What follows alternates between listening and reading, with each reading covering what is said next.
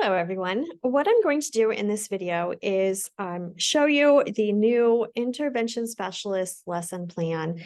First, we have an inclusive setting plan, and then we will go into a small group plan. So this will guide you through some of these notes and examples and what all of it means and how to put it together to create a lesson plan, or if you are a university supervisor, for how you're going to evaluate these plans. So we are starting with the same essential understanding and measurable learning objective that we would have on our standard plan here.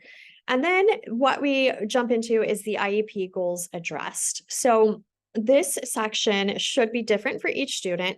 And if you note here that I have 3 different students listed and I've highlighted their individual goal related to this lesson. So this is an ELA lesson and we are looking at writing. What I'm looking for is, does the student have a writing goal? So if you have students who have IEP goals but not specific to writing, they do not need to be included. However, any writing goals that you would have for your students should be included here. You do not need word for word the goal from the IEP, but you do need what the specific skill is in that goal. If you see my note out to the right, it needs to be specific to each student. The students might be working on the same skill in class, but you absolutely have to have an individualized goal. Every student's IEP, individualized education plan, needs to be tailored specifically to that student's needs and strengths. So it would not be appropriate at all to have identical goals. In the case of your mentor teacher, sometimes they may try to tell you, oh, well, they all need to work on this or they all have this. In that case, they may be saying, giving you a general goal to try to help you make it easier. But remember that the fields where we're using this form are intended to be for those of you who are receiving intervention specialist licensure. So we really need to focus in on the individualized aspect. So if for some reason your MT is unwilling to share with you the exact IEP goal, you would need to look at what the student's strengths and needs are, what are they looking at, and what would a good goal for that particular student be, individualized to their strengths and needs. You have your content standards and your academic language, as with our prior plans. In your language demand section, things get a little bit different here. So we are looking for accommodations. So that receptive language is what are students going to need, or what supports or scaffolds or accommodations might they need to understand what they are hearing and reading. And then productive, in order to create, to speak, to write, to produce language.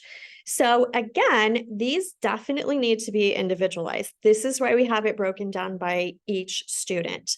There may be a case where, maybe student 2 and 4 may use the same type of thing, or use the same accommodation. That is realistic, but it would not be realistic in any classroom if you've got 4 students on IEPs to assume that the same accommodations would work for all 4 of them. So these need to be individualized and tailored to each student's specific needs. We have our general technology rationale, and here we are looking for what adaptive technology might be needed for your specific students. So when we're thinking about things like writing, we may need a tablet computer for someone who struggles with holding a pen or pencil. We may use some speech to text types of devices. Usually, if you have technology specific to a physical developmental need, that is included on the IEP. You may have students who have reading and writing based learning disabilities that wouldn't specifically have technology necessarily on the IEP, but there are definitely things that you can do within the classroom to make things easier. We also have a progress monitoring section on here now. So for each specific student, you're going to tell us what is the area. So is it an academic goal, behavior goal? You might have executive functioning, something like that. And what area is it? What's related to this lesson? We have a restatement of the IEP goal here. So in this case, she's beginning a paragraph with a thesis statement and 2 out of every 3 trials. And then we have the method of progress monitoring, classroom-based assessment. So once the assessment is collected and graded, that is how we get our data. Now, this progress monitoring is stated directly on the IEP. On the goal page, you have to choose your method of progress monitoring. So this should be right on the IEP. If you have access to that, pull it directly from there. If not, check with your mentor teacher and ask them. This could be different, should be different based on the type of goal and the student's needs. But there are only so many methods as options on the IEP form. So there may be multiple students who have the same method of progress monitoring. That would be realistic here. In a writing classroom with writing-based goals, you may see that they all have classroom-based assessment for their writing goals, but pay attention to some of your other things. So down here, student 4, Joseph has physical needs. So his method of progress monitoring is different because his goal is related to fine motor skills. And down here, Coco has behavioral needs and a goal related to self-regulation. There is no classroom-based assessment that's going to tell me how well Joseph does with holding a pencil grip or how well Coco does with self-regulation, because that's not an academic domain. So make sure that your progress monitoring method makes sense for the type of goal. And then for your reteach strategies here, these need to be tailored to each student. So this is where we look at the objective on the lesson plan that's measurable. And we look at it and we say, okay, we needed each student to get at least, an 80% on this writing assignment to consider the skill mastered. Well, then you need to look at it and say, well, if this student does not achieve at least an 80%, I need to go back and reteach. What am I going to do to reteach for this student? Again, we are working with the IS licensure and your IS hat and your IS brain. Those reteaching strategies are not going to be the same for every student in here.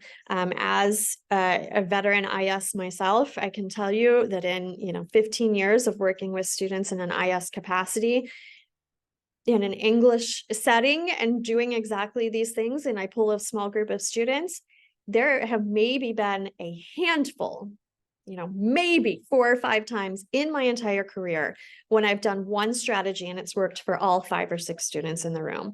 So this is where we really, really need to start individualizing things. And based on what does this student do well? What does this student typically need? How can I reteach? What would I redo differently with this student?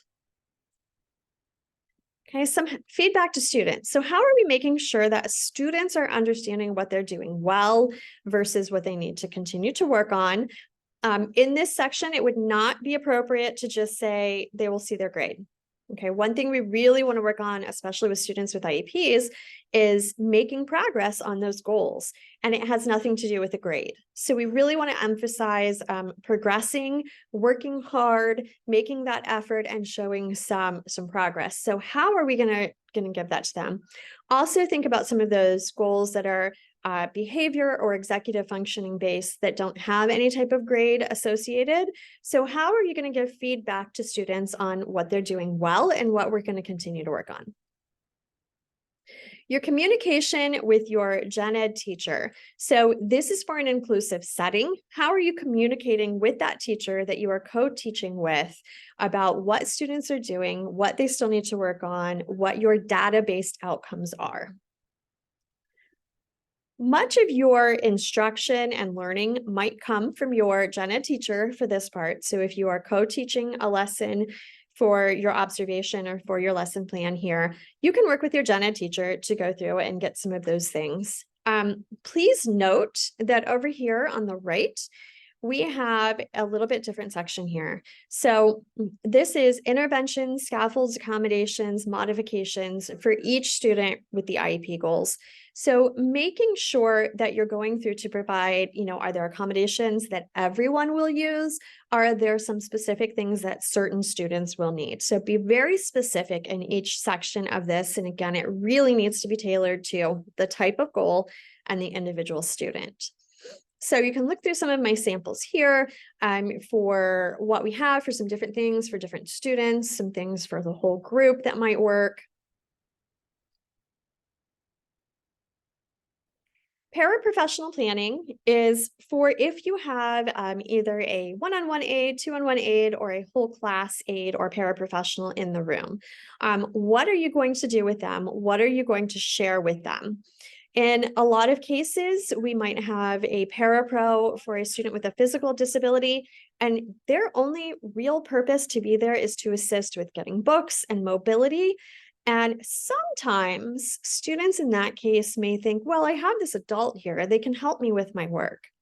If that's not the role of the parapro, we need to specify that to the student and the parapro and make sure that we are, clearly defining things so that the student has every opportunity to be as independent as possible.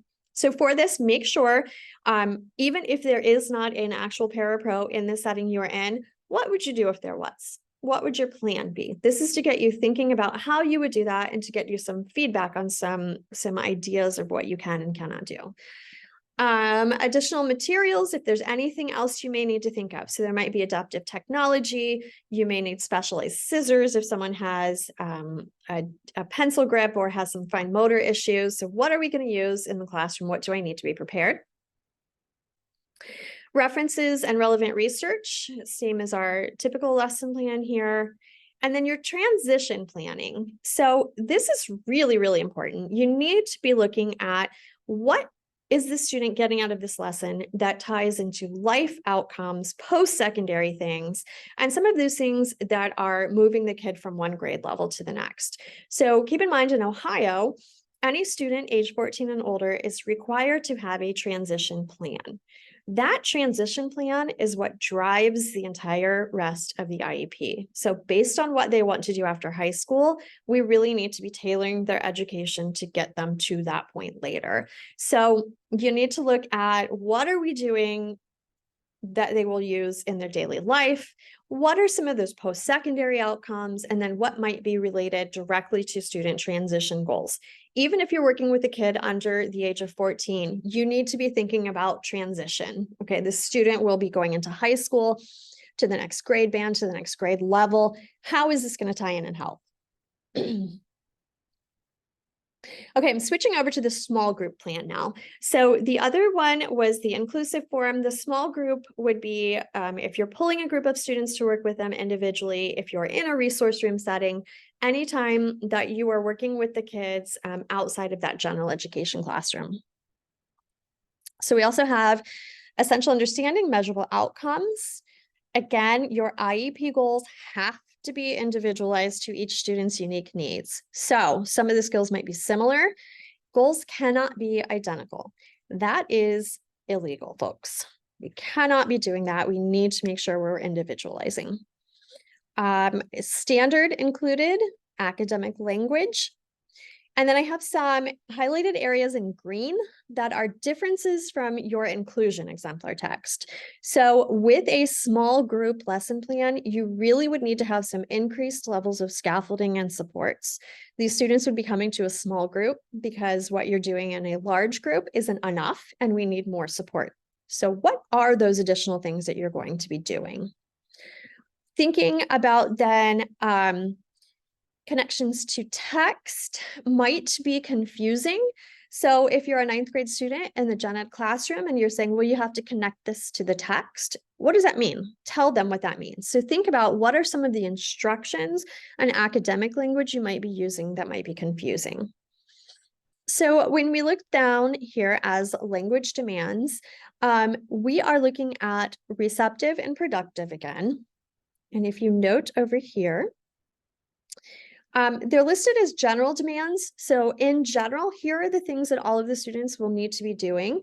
And all of these students in this small group might have some area where the inclusion setting is not enough. So individual students who need additional accommodations above and beyond what you list in green. So the first thing you're going to do, the green part, is what am I going to do in addition to what the general education teacher did for a whole group when I pull them into small group? Okay, so when you pull a small group of kids, it's not going to be effective to just do what the gen ed teacher, just do it again, just repeat it, just do it again. If it was effective in gen ed, they wouldn't need to be pulled into the small group. So we need to be thinking about what additionally do I need to do, or what do I need to do differently for my whole group here. Then take it a step further and look at beyond that, what will I still need to do for individual students? Note that accommodations are individualized to meet each student's needs. So make sure that if you have technology that all students are using, this would go first in your green. This is what makes it best for all students, more beneficial for them. And then we have this additional technology assessments here, technology accommodations rather, that students might use. So absolutely more than one student might be using text to speech or speech to text with writing. So they might have that, but you're not really going to have even one technology accommodation that's going to meet the needs of every student. So really think about individual students and determine what they need to use. For example, many students do well with writing with the speech to text option. Now, if you have a student with a speech impairment, it's not going to really help. Okay, that might get way more frustrating for the student, because if the device isn't hearing them correctly, or if they're hard to understand, then it's not going to catch what they're saying. Also, the grammar check and spell check is great, except when kids can't even get close enough for spell check to give you an accurate word. This is one that I've seen over and over and over again, is that they'll try to type a word, comes up with the red squigglies, and they click it and just pick the first word there. And then it completely changes the meaning. It's not the word that they were actually going for. So in that case, if the student is able to use the speech to text to say that word clearly, that's going to be a lot more beneficial than just using spell check alone. Then if I have a student who has a speech impairment and the device is not sensitive enough to pick up what they're actually saying, you may need to look at scribing or some other activities there. Okay. So assessment was not specifically included with that first inclusion plan. The formative assessment for small group, this section, the assessment here, you can focus on either formative or summative, but you still need to make sure that it is absolutely measurable and relates back to the objective of the lesson. We were in the inclusion plan not focusing as much on assessment, because typically the assessment is something that you would do in a small group. Even if you have an inclusive setting, a lot of times the students' accommodations will say testing or writing assignments in a small group environment. So that's where you would pull the kids, and you've now got a small group setting here. And so now we're looking at specifically what needs to happen for those kids. So we need to be sure to state how the assessment is presented with accommodations to all of the students. So what am I doing differently? Am I maybe reading for everyone? What might be different? And then making sure you're looking at, am I measuring the entire objective, or am I just focusing on one area? So sometimes working in a small group, we narrow it down and we break down the objective a little bit more. So be sure to make note of whether you are focusing on the whole thing or if you're just looking at one piece. Note also then that the feedback sections are more specific and explicit here, so that the student can access it. So make sure the student knows what that feedback means and understands that. And then, if your students require reader accommodations, we can't realistically just type comments in them and expect them to be able to read it and understand it. So you're probably going to need to have some conferences with them. When we're working on a writing activity, writing conferences are very effective feedback tools anyway. So really think about, am I giving feedback that's accessible to my students? Looking here then, how is that data used for future planning and instruction? How do you know when to move on and when you reteach? And again, you need to be very specific there. That ties into our next section, which is progress monitoring here. So I've only included monitoring of writing goals because we are only assessing writing in this plan. So yes, reading accommodations are absolutely necessary to access it because we're reading something and then writing about it, but I am not assessing reading directly. So we are just kind of focusing here on what is applicable to your specific lesson plan. Again, like with the other one, the methods of progress monitoring on the IEP. So if there are multiple there in some districts, there may be 3 or 4 chosen for one specific goal. Just choose the one that makes the most sense for your lesson. You do not need to find progress monitoring for all of them for this lesson. So if it says classroom-based assessment, checklists, graphic organizers, and specific feedback to the student as progress monitoring methods, just choose one of them that fits. Make sure that your reteach strategy then is specific and tailored to what the specific student needs. So if Jaden here is not understanding the use of an adjective, it doesn't do me any good to do a reteach lesson to a whole group on thesis statements. If Jaden has mastered the use of a thesis statement, we don't need to go over that again. We need to look at what Jaden is struggling with and make sure that we are reteaching specifically what Jaden needs. Make sure that you are specific here. So when you're working in a small group, you very well may be working on some occupational therapy, physical therapy, speech types of goals or things that relate to that. So if that's the case, make sure that you're letting those people know, how is this going to be shared out?